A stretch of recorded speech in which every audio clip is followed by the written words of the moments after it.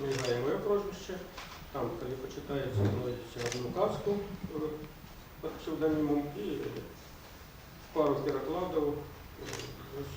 Є у Могильові такий чудовний, на мій погляд, поет Едуард Недзвецький. Він, правда, пише на російській мові, але я некоторі його твори переклав і ось, почитаю один для цікавості.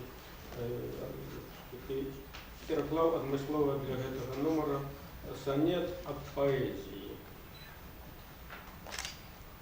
Эдуард Медведский. На чистый аркуш тяжким грузом слова кладется без печаткою свинец. И что далей, який протяг, конец, коли не маешь фразы уже готовой, и кроясь мозг девосный в образ новый, комят по горле и гудел в ушах, и у полами горит твоя душа, бы правишь суд над детищем суровый.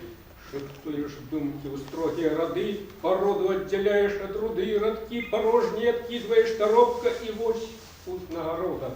Бачишь твор с туману, выплываешь на простор, и как подвести рису ставишь